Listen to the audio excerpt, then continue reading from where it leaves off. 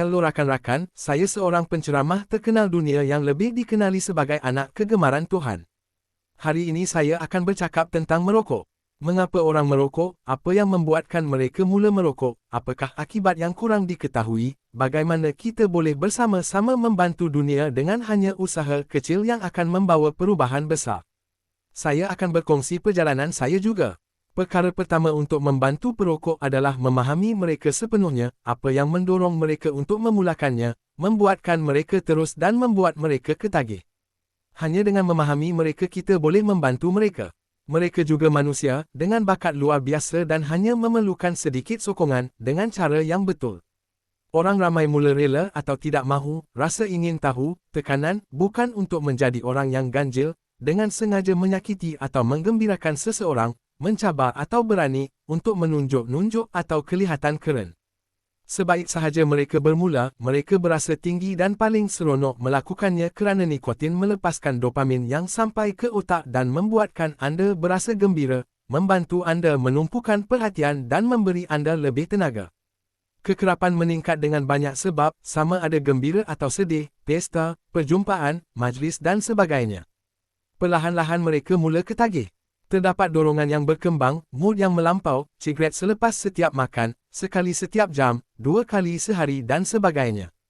Setiap perokok tahu dari dalam bahawa ini akan membahayakan, sama ada satu sedutan atau paket sehari tetapi mereka tidak boleh berhenti atau tidak mahu berhenti. Beberapa fakta cepat, pada setiap ia dicetak merokok membunuh, kita tahu ia membahayakan paru-paru, menyebabkan kanser, tetapi sikap umum adalah, saya tidak akan menjadi orang yang mati, kerana tidak setiap perokok mendapat kanser, serangan jantung, strok otak, masalah pernafasan, kencing manis, masalah pergigian, kehilangan penglihatan, masalah kesuburan, menopause awal atau beberapa penyakit serius. Mereka rasa saya akan bertuah tetapi mereka salah. Sudah tiba masanya untuk kita sedar, setiap kali kita merokok, bahan kimia berbahaya memasuki paru-paru kita dan merebak ke seluruh badan kita.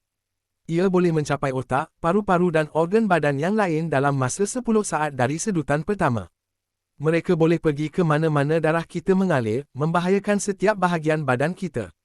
Apa yang perokok ketagih dapat apabila mereka merokok, bagi saya ia bukan apa-apa, bukan perasaan yang sama seperti pertama kali, tetapi keinginan itu ada. Sebenarnya ia menjadi cara lain untuk membunuh masa kita merokok, mendapat idea yang baik tetapi tidak dapat merealisasikannya kerana otak sudah terlalu rosak.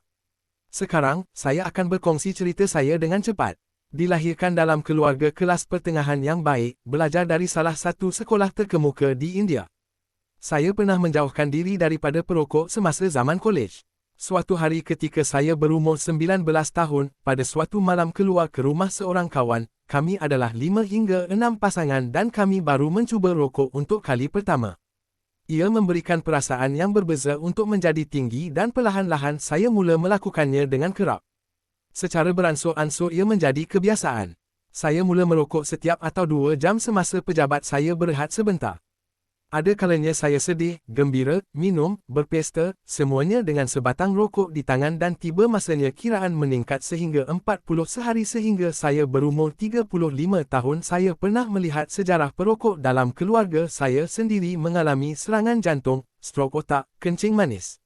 Saya pasti saya tidak akan mewariskan perkara yang sama kepada generasi.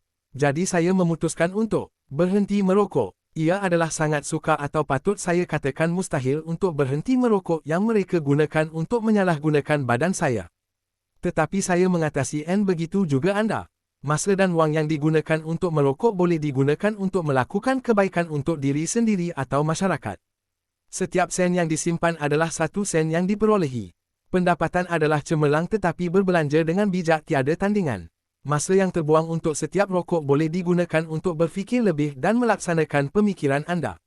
Seperti yang ditabur, begitulah kamu akan menuai. Berbuat baik, anda akan menjadi lebih baik. Tarik tenaga positif dan aura positif. Walaupun anda seorang jutawan, merokok adalah mudah berpatutan, tetapi anda mengurangkan anugerah terbesar daripada Tuhan, nyawa anda, walaupun anda semuanya, cuba hayati tambahan beberapa minit, beberapa jam, beberapa hari atau tahun dengan mengatakan tidak kepada tembakau.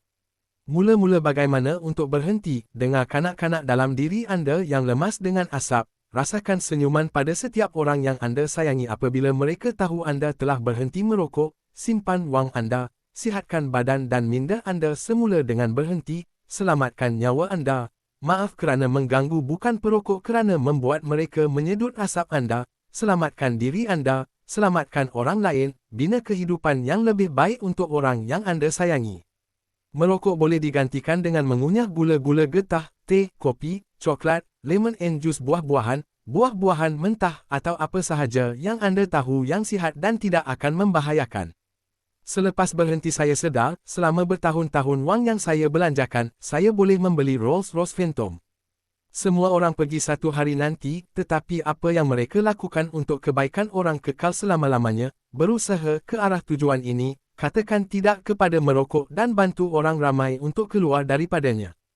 Kongsi video ini dengan semua orang yang Anda sayangi dan seberapa ramai yang Anda boleh. Hari ini semua orang tidak akan berhenti tetapi perlahan-lahan ramai perokok akan berhenti. Jika Anda sudah melakukan sesuatu yang baik untuk kebaikan orang, bagus, tambah satu perkara lagi. Jika Anda ingin menambah sedikit sumbangan kepada masyarakat, biarkan ini menjadi milik Anda usaha kecil pertama untuk menyelamatkan orang yang merokok, orang tersayang dan akhirnya kemanusiaan. Mari kita bekerja untuk tujuan ini bersama-sama untuk keluarga kita kerana kita terhubung melalui satu ibu bumi, menjadikan dunia tempat yang lebih baik untuk didiami. Orang yang rapat dengan Anda pasti boleh memberi Anda 5 minit, buat mereka duduk bersama Anda dan mainkan video ini. Bagi orang yang jauh dari segi fizikal, kongsi pautan dan minta untuk menonton dan mencuba jadi baik dan berbuat baik. Suka, komen dan langgan jika Anda menyukai pemikiran saya dan jangan berhenti dalam tujuan yang indah ini. Terima kasih. Akan kembali lagi dengan lebih banyak lagi untuk kemanusiaan. Bersama